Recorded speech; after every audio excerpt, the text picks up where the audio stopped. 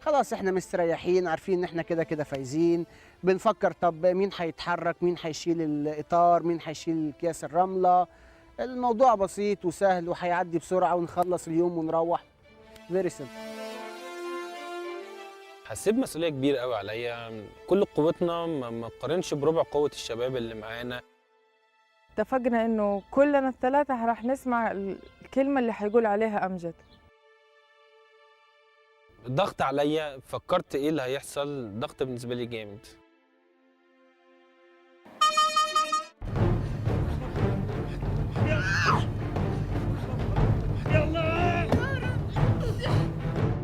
اكتشفنا بأن فعلا الإطار اللي عندنا يعني ثقيل أكثر يعني مرات مضاعفة من الوزن اللي توقعناه.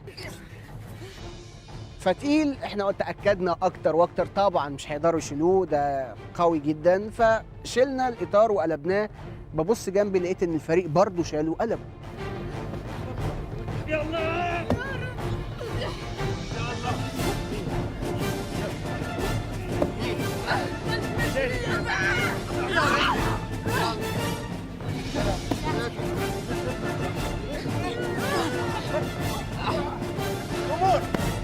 كنا عم نرفع بكل قدرتنا، يعني أنا كنت عم بحس إنه معدتي عم تتفجر لحتى تعطيني قوة لحتى أقدر أرفعه.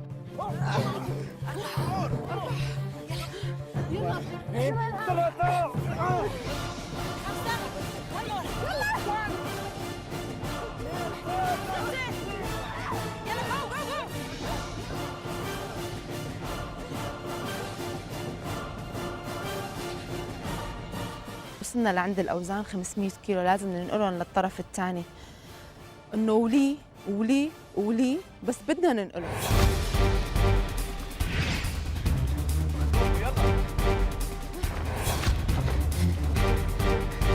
خلال التحدي فكر التغير بتاعنا. بدأنا نلعب ان احنا مش ثنائي. بدأنا نلعب ان احنا فريق ازرق ضد فريق احمر.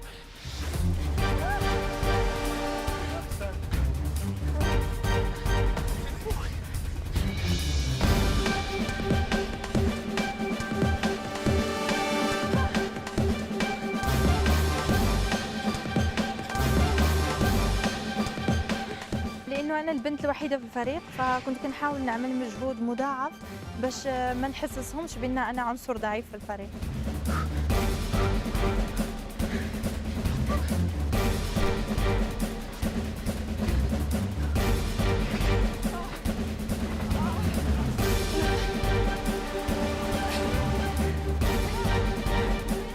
شلت انا الكيس وانا رايح لقيت امجد حاطط كيس في بقه وكيس في ودنه وكيس في عينه وكيس في كل حته وبيتحرك، وهم كمان قربوا يخلصوا.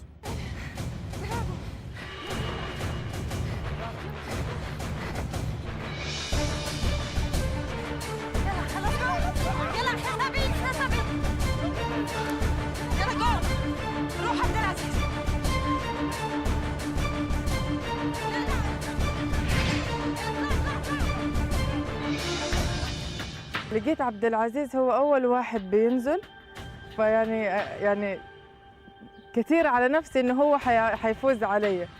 فلا شعوريا شلت الكرة ونزلت من تحت التراب، يعني غصبا عني انه ابغى افوز عليه طبعا.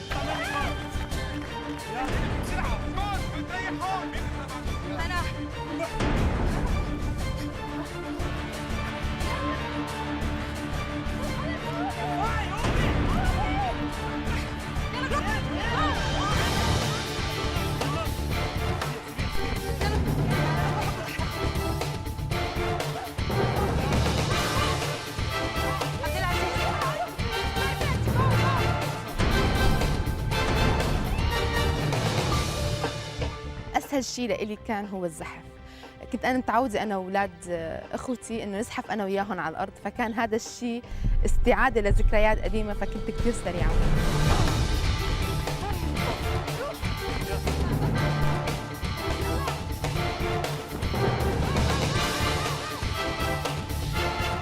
احنا سابقين الفريق الازرق بعدد الكرات، احنا كنحطوا الان الكره الخامسه، هما مازال كيحطوا الكره الرابعه.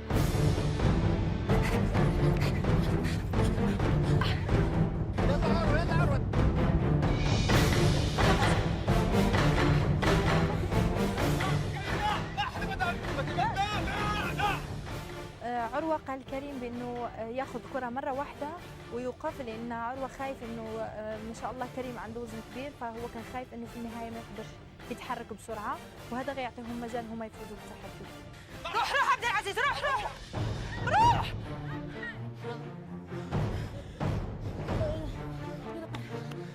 ايوه جري سريع سريع. انا استوعبت انه بنخلص الطابات الكور بنحطها بالدولاب، بنخلص منها وبنوقف جنبها. عروه بيقول لي لا ارجع عشان نرجع مع بعض، ما رضيت اعارضه اكثر حتى لا اضيع وقت اكثر.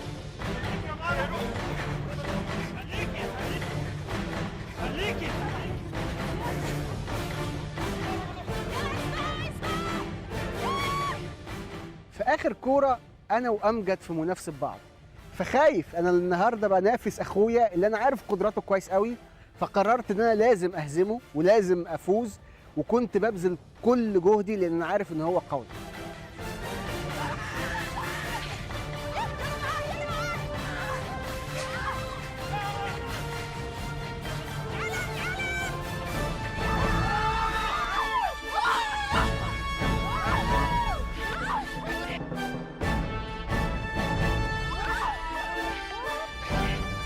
فرحت يعني جدا انه انا قدرت. اول شيء انتصرت على عبد العزيز، وبعد كده فكرت انه الفريق الازرق فاز على الاحمر.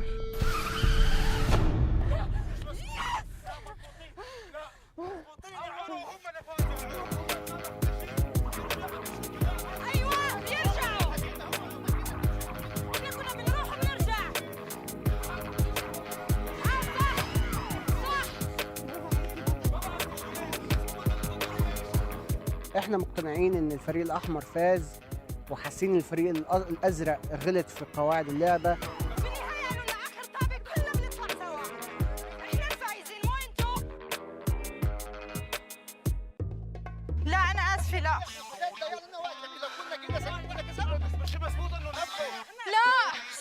غلط اللعبة هي إن نرجع ونضل كلنا هون. كنت عم بشرح لهم، وحتى عم بشرح بعصبيه بانه كان المفروض انه اللي بده يودي الطابه وبيرجع بيسلم غيره ليمشي، وممنوع انه واحد من الفريق يتحرك قبل ما الثاني يرجع لعنده، وهيك عملنا للاخر. هذه النقطه اللي حصل فيها غلط عند باقي فريقي كله، ومقتنعين تماما بهذا الموضوع وانا اعارضهم بشده. وبالنهاية كلنا عملنا مرتين، وبالنهاية وصلنا مثل بعض. مو مسألة الهدية، مسألة غش باللعبة.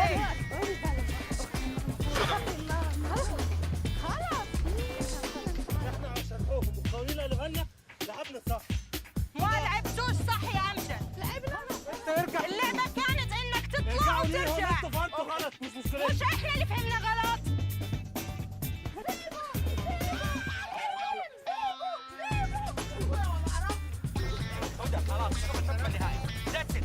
العلمين مرفوعين، العلم الاحمر والعلم الازرق، بس مين اللي فايز هلا نحن ما بنعرف. احنا التزمنا بقواعد اللعبه تماما، وعارفين ان احنا اللي فزنا.